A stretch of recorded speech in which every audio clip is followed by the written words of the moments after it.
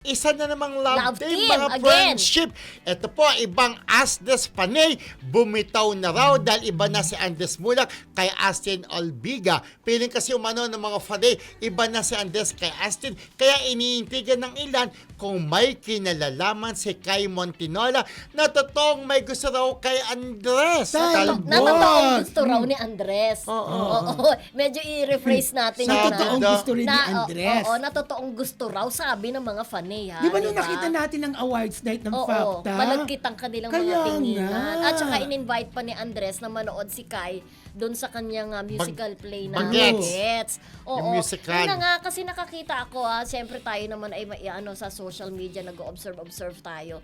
Marami akong mga nakita na talagang nag-signing off na sila doon sa may mga fandom na So may bumibitaw na, Mildred, may sa mga Ash Dress. signing off na sila doon daw sa Ash Dress kasi feeling daw nila itong si Andres kapag daw ini-interview hindi na daw nababanggit ang pangalan ni Ashtin, samantalang itong si Ashtin doon sa last press con niya kapag daw tinatanong tungkol kay Andres Yung drama anthology. drama anthology niya ay binabanggit pa raw ang pangalan ni Andres. Hindi Pero siguro sinabi niya, pero yung sinabi niya na we're friends, di ba? Good friends. Pero Oo. baka Good naman hindi friends. naman natatanong si Astin o kaya si Andres kaya hindi nababagay. Pero if I were yung mga Asdes, wag po kayong bumitaw dahil True. hindi pa naman nila love team talaga si Kai kay Andres. At saka si Oo. Kai, meron din Hindi siyang natin nilalahat, Karil. oo. Kay Karil, Kyle Monti, Kyle Kyle Echari. Echari. So, huwag kayong bumitaw, ipaglaban nyo pa rin yung Astres. Pero Sayang. siyempre, At saka, hindi naman sila pinag-iwalay ng kumpanya nila. Hanggat sila pa rin ang love team,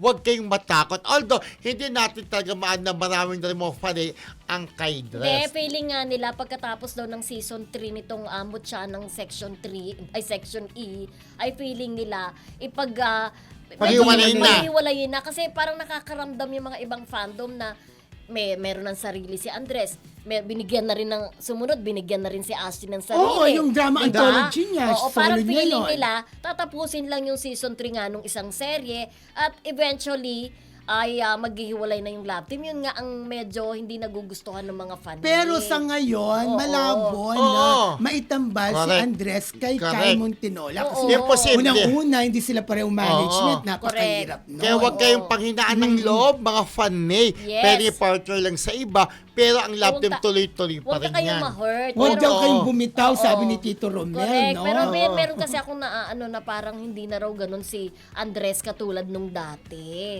Yun ang sinasabi nila, yun lang ang nababasa Pero ko. yung iba Pero lang, huwag naman tayo no? masyadong kumbaga, huwag nang masyadong mag-jump into conclusion yung mga ibang fandom. Baka lang kasi wala silang pagkakataon na magkasama sila Yes. together dahil nga pareho silang busy. Kumbaga, ipaglaban yung love team ng Oo. Astin at saka Andres kasi sayang may naumpisa na at kumita yung pelikula nila, At di saka ba? kasi, paano sila makakagawa ng project together? Yun na nga, sabi natin, may solo. Busy si Andres sa Bagets na musical, di ba?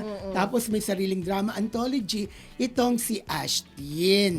O malay natin, pagkatapos ng mga project nilang ito, ay pagtatambalin sila ulit. Sila ulit, di ba? Correct. At Oo. for sure, mag-guest din si Andres dun sa drama anthology ni Astin, di ba? Sigurado yan. Imposible hindi. Kaya huwag kayong Wala panghinaan daw ng naka-line loob. up na mag-guest.